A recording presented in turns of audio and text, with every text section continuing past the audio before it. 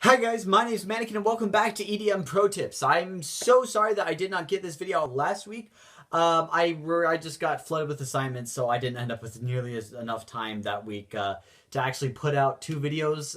So I am so sorry that last week the videos were kind of, they just got, basically, I didn't upload two of the three videos that I normally upload. I am so sorry about that, but kind of brings a little thing here. I'm probably going to start slowing down these series. I'm not going to be posting quite as often just because school is starting to pick up. Things are getting a lot more difficult because we're actually getting into difficult topics. But I'll try to keep this schedule going for as long as I can. But if it gets too hard and too stressful, then I'm just going to need to cut it down to probably 1 or 2 videos a week. Or a video and a live stream, which will probably be better. I'm not sure. We'll find out. But anyway, for now, we're going to get into today's topic, which is live equipment. So this is going to be a lot shorter than all the other videos. There are some videos that I've said that and it ends up being the exact same length as all of them. So what we're going to actually do today is talk about live performance gear. And it's really easy because live performance gear is whatever you want it to be. And to simplify the whole spectrum of things, we're going to have two categories here. One which is being a DJ and one which is being an actual live performer. So you have these two different categories. Some things overlap between them, but generally speaking, DJs have the turntables, the classic traditional DJ sort of thing, and live performers tend to use things that have keys more often. So, and I mean keys as in like a MIDI keyboard, MIDI piano sort of style thing. So, so I guess that brings a question here: what is MIDI? MIDI is essentially a protocol, which is a fancy way of saying a method of communication for for something that has buttons to talk to a computer. So basically, we have these keyboards, Launchpads, DJ controllers, and they all tend to run MIDI. Some run HID, some run something else, but most of them are just going to be HID and MIDI. HID is kind of the same thing your keyboard uses, but with the controllers, they use different sort of layouts that it makes more sense. But without going into all the details there, that could be like a 20-minute discussion about the differences between those. We'll just say there's HID and MIDI, and it doesn't matter which one you choose because they're both great. So, so that's one topic completely covered. So now we have these two categories, DJ gear and live performance gear. What do we kind of look at between the two of those? Well, the first thing is, by way of live performance gear for EDM, is you're probably going to check out DJ gear because what a lot of producers do these days is they'll actually do DJ sets instead of being actually doing live performances or live productions or stuff. What they'll do is they'll actually do a DJ set. So there's a whole bunch of different things you can learn about the DJ equipment, but basically what we're going to focus on is two of them. One being the MIDI controller and one being some sort of media player. So what we have by way of MIDI controllers is we have things like the Numark Mixtrack Pro, Numark NS7 II, or the Pioneer DDJ SZ, DDJ SX, or their DDJ SB. And those are just kind of like the two popular brands. There's a lot more out there. There's American Audio. There's Gemini actually has a decent one out. It's called a Gemini G4V. It's a really good price for the features. And I would like to suggest that one, but I don't know about the quality. And but the features-wise, it's insane for the price. But by way of quality, there's arguably things that are good and bad about it. The Gemini has a bad reputation by way of quality, but that one looks to be very sturdy, and a lot of people are giving good feedback on it. But a lot of people that are going into the field are wary to spend money on Gemini just because of their bad reputation. So take that for whatever you will. But anyway, we have a whole bunch of brands here that all have these DJ controllers. And there's going to basically be one thing that you'll find that's different between different controllers, and that is the number of decks, as they're called. This is how many tracks you can control at the same amount of time. Now, if you have a 2-deck controller, what it'll usually have is it'll have these 2 turntables and then some knobs, buttons, and everything in between. I'm not going to talk about all the features of them because that's something that you need to look for because you are going to be doing live performances. You know what you need, you know what you want, and if you don't know, then you should look it up because you're going to be using it, so you should know. I'm not going to cover all that stuff ever in any of my videos, just because that's something that you would go out and actually look at the products, see what each of the products have on them, and learn what those various things are. And it'd just be too much work for me to break it down and tell you what you need and don't need, because that is all up to you. And if I told you what you need and didn't need, then it'd just be what, I needed and didn't need. So it's not representative of what you actually need.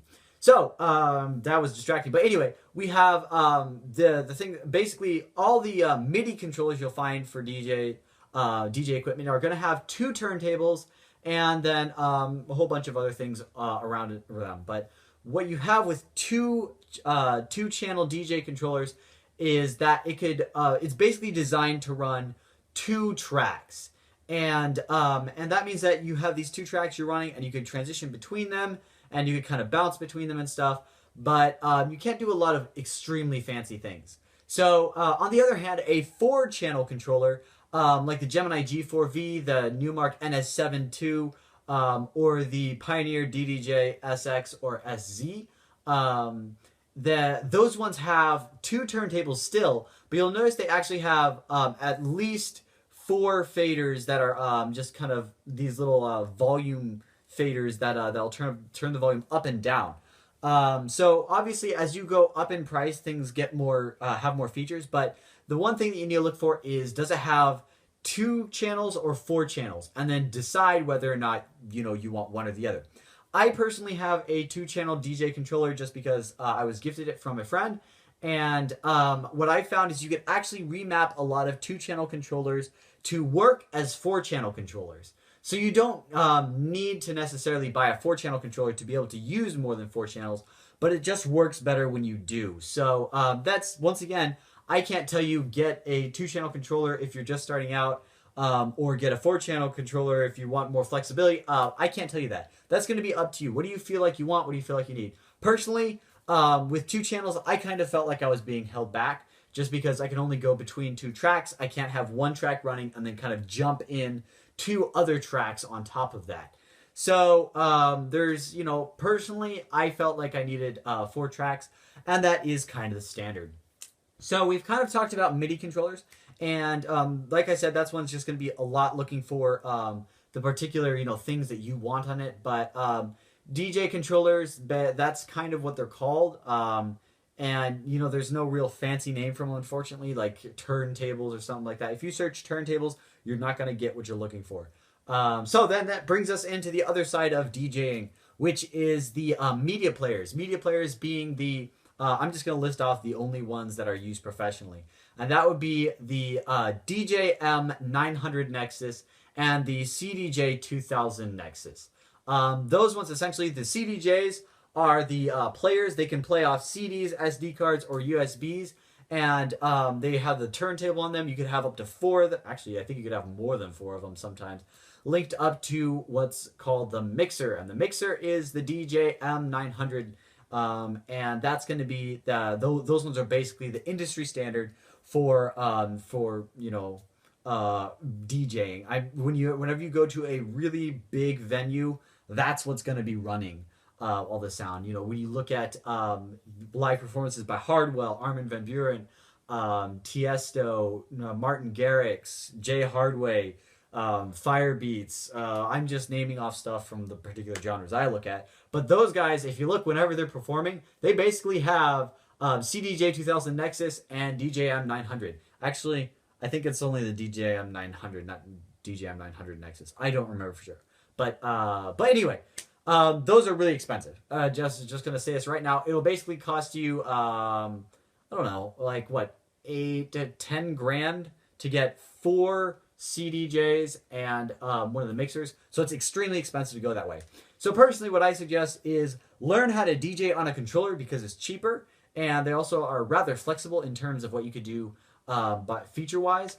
But when you end up going to big venues, if you ever get famous, then you'll be running these CDJs and stuff. So it's kind of good to strive for getting those in the long run, but don't look at those as your first thing because they're going to be extremely expensive to get those. So there are different media players that are cheaper, but then you kind of go down in features and you're kind of making a lot of trade-offs.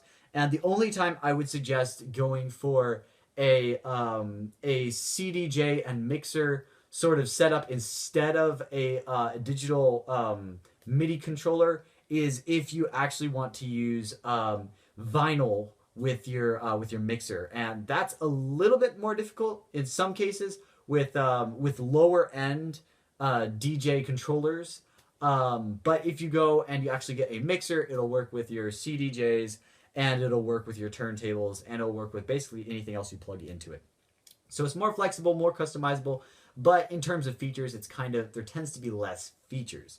So it's up to you in that regard. Now, the final thing I want to talk about is the other side of performance, which is basically if you're a performing artist, that you're going to be doing, like, you're going to be playing some sort of keys, or you're going to be playing a Launchpad. Now, a lot of DJs do use Launchpads as well, but I wanted to put Launchpads in here because they're more suited for live mashups and kind of live playback of your tracks. So what a Launchpad is basically this huge grid of buttons, and each button does nothing by itself. What you do is you have this huge grid of buttons, and you set each button up to do whatever the heck you want. Sometimes you can have it so it triggers a sample only while you're playing it. Sometimes you have it so it triggers a synthesizer. Sometimes you have it where it triggers a song and starts playing it back. Or you can have it just running a sample and kind of cycling it. But you could do a lot with these little things, and a lot of people like to use them for live mashups.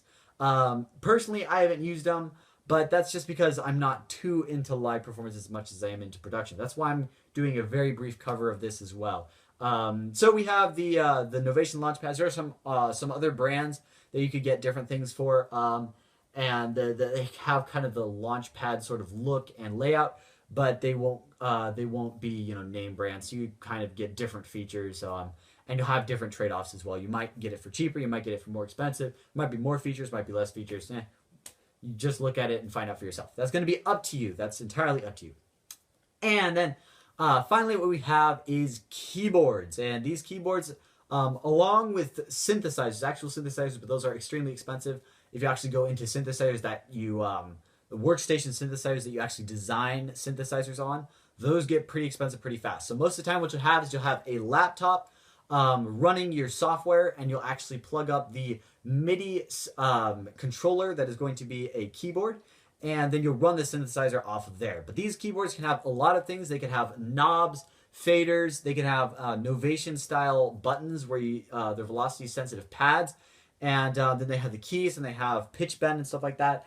And that's just going to be something that's up to you. Can you play keys well? Are you interested in doing live performances in that sense? And that's kind of what you'd go for. You want to go for a MIDI keyboard first, and then maybe eventually go down the road, get actual synthesizers, but those are going to be a lot more expensive. But they will give you a more analog tone. They'll give you a richer sounding tone, but they're going to cost you an arm and a leg. So that basically covers everything by way of live performance gear. I mean, a lot of it is just, searching, seeing what other DJs use, and just kind of looking at that and being like, well, could I use that? Would I enjoy using that? Would it work for my style? And always remember that there is also the route of custom gear. It's a lot more difficult, and you have to be someone that is very technically minded, but you can actually create your own audio or MIDI interfaces. So you could control stuff. So you could have something that's like a mix between a DJ controller and a Launchpad, and you could just kind of like have a mashup between those that you made yourself. But that's very difficult, and it takes a lot of time, a lot of work, and it's not necessarily cheaper, though it can be. So you can do it yourself. Then you could also have things extremely stylized. If you look at Destroyed, the dubstep group, they did a couple live performances, I believe, and their layout is just insane by way of how much they have in terms of customization. But their gear was rather expensive. It looks really nice. It really fits them. But like I said, it would have taken a lot of work for them to do it, so they actually probably had people design it for them, and then they just mapped it out how they wanted it.